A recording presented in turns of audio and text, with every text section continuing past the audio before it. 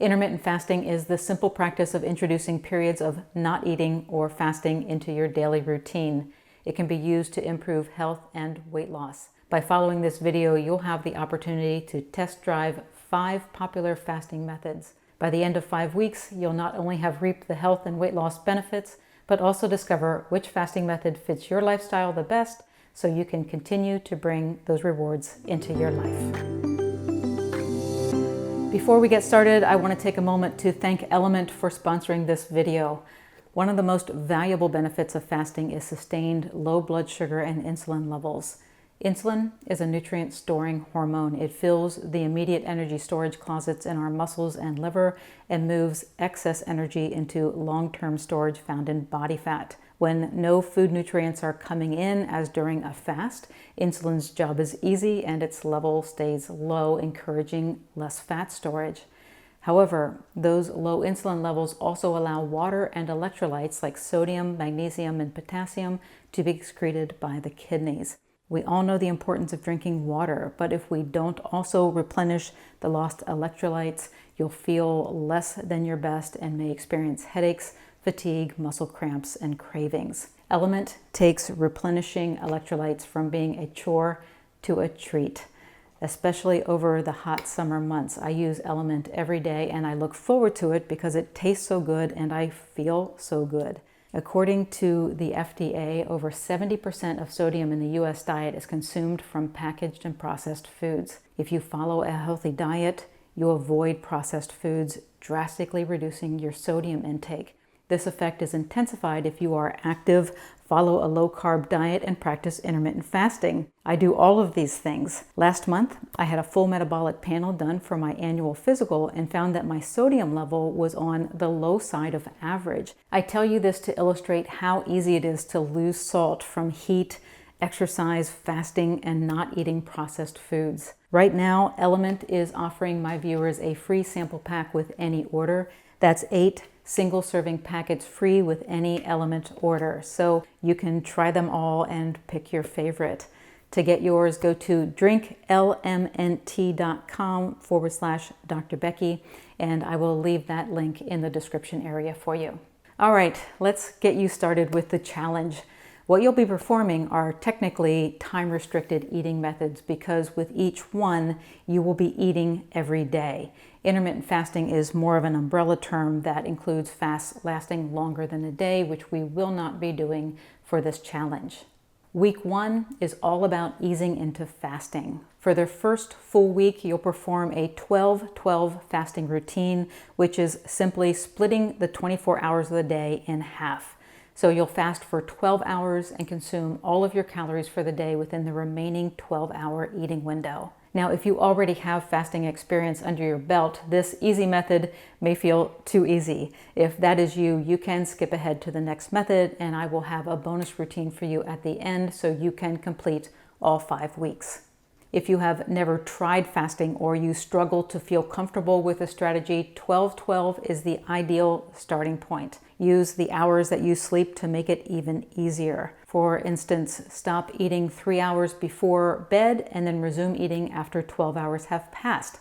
This might look like finishing dinner by 7 p.m. and eating breakfast at 7 a.m. Do that for a full week before moving on to the next level. For week 2 of your intermittent fasting challenge, you'll increase your fast to 16 hours and consume your daily calories within 8 hours. This 16-8 method is the one most often used in research. It is a great option for anyone from those looking to head off blood sugar disorders like diabetes to those wanting to improve their body composition by building muscle as they lose fat. If you think about achieving a body composition change, what you are asking your body to do is build one structure, muscle, and tear down another, being body fat. Fortunately, 16-8 fasting stimulates both of these actions. It encourages fat loss by reducing the calories you consume and the level of insulin in your blood. Fasting also stimulates the production of growth hormone, which promotes muscle growth. If you are interested in learning more about building muscle with fasting, it is a topic I cover in my book on intermittent fasting that you can get on Amazon or from other book retailers. Beyond the health benefits, 16/8 fasting is also the most popular form of fasting because it fits so many lifestyles. To perform it, you can skip breakfast and open your eating window with lunch. For instance, if lunch for you is at 11 a.m., finish eating for the day at 7 p.m. And that is just an example. You can shift that eating period depending on what is happening in your life. After 1 week of 16/8 fasting, you'll be ready to extend your fast to 24, meaning you'll fast for 20 hours and eat within 4 hours of the day. This is a good level for those of you looking to get a weight loss edge because you can still fit 2 healthy meals into a 4-hour window while getting a full 20 hours of blood sugar and insulin stability. Surprisingly, many research studies on OMAD, or 1 meal a day fasting, actually utilize 4-hour eating periods. There's little research on the 1-hour eating period that most people who practice OMAD consider to be the proper time frame. The reality is that it is challenging to get all the nutrients and calories needed to support your metabolism in a single meal. So OMAD will not be one of our 5 challenge routines. If you would like to try it, I recommend using it as an occasional tool rather than a daily practice. So to clarify, for week 3 of our intermittent fasting challenge, you'll be eating within 4 hours. For instance, you can postpone lunch till 2 in the afternoon and finish dinner by 6 p.m. Once you've spent a week with 24 fasting, you'll give your body an even better weight loss advantage by shifting your eating window to earlier in the day. This is a practice known as early time-restricted eating. It is a good strategy for any adult, but really valuable for those of us over the age of 50 and with a history of poor eating. Advanced age and years of eating refined carbohydrates are risk factors for a common weight loss barrier called insulin resistance. Early time-restricted eating has been shown to improve insulin sensitivity, helping to keep your body in a fat-burning state longer. So for week 4, you'll continue with your 4-hour eating window, but eat early. For instance, you can eat lunch at 10 a.m. and dinner at 2 p.m. And that, of course, is just an example. You can opt for breakfast and lunch, skipping dinner altogether, but aim to finish eating for the day by no later than 3 p.m. And don't put limits on yourself by getting hung up on norms. There is nothing wrong with eating a salad as your first meal of the day, even if that happens at breakfast time. Likewise, an omelet can work for dinner. It's quick to get on the table, can be packed with veggies, and provides a high amount of healthy fats and protein that keep hunger under control for hours. You are now ready to move into the 5th and final week of our challenge.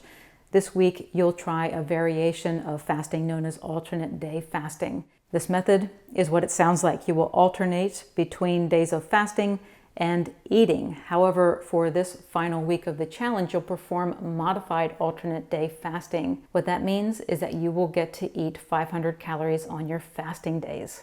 Now, I realize that this sounds like cheating, but Dr. Krista Varade, who is one of the leading researchers on alternate day fasting, found that modifying the fasting days to allow some food intake made participants more apt to stick with the routine, and it did not sacrifice the health and weight loss benefits.